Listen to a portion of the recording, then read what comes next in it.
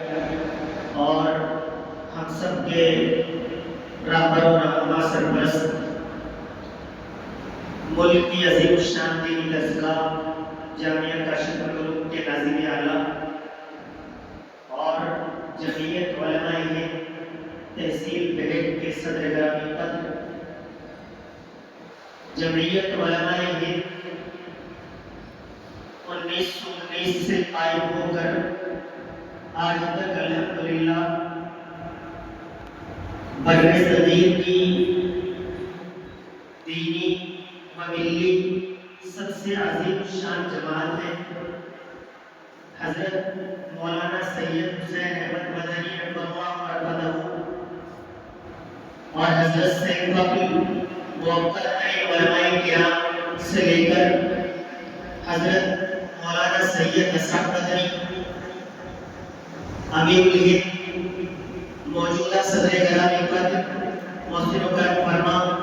حضرت مولانا سید ارشد مدنی اور ملک کے تمام محترم علماء کرام جمعیت علماء ہند کی خدمات میں مصروف اول ہے۔ جمعیت کا مقصد ملک و ملت کی حفاظت، ملک و ملت کی خدمت، حضرت مولانا سید ارشد مدنی دامت برکاتہ العالیہ ابھی گزشتہ دنوں پروگرام اصلاح معاشرہ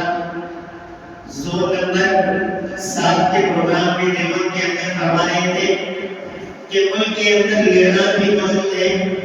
دیگر سیاسی جماعتیں موجود ہیں، لیکن اگر تعلیم پر رہبری کی ضرورت پڑے گی تو بھی علماء کرام کو کام کرنا ہے۔ اگر سماج سے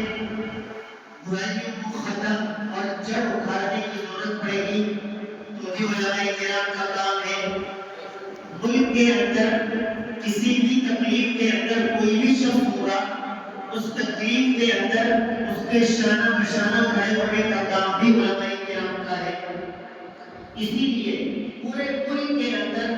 روز بروز جمعیت علماء ہند اور مزید مضبوطی کے ساتھ ملک و ملت کی خدمت میں مصروف ہے۔ جمعیت جماعت افراد سے بنتی ہے، اسی لیے جہاں ملی مسائل کے لیے جمعیت کھڑی رہتی ہے، وہیں جو جمعیت کے رول ہیں، قواعد ہیں، ضوابط ہیں، ان میں مختلف یونٹوں کا قیام اور دیگر افراد کو جوڑنے کی کاوشیں ہیں۔ ماشاءاللہ اس کوشش میں تہذیب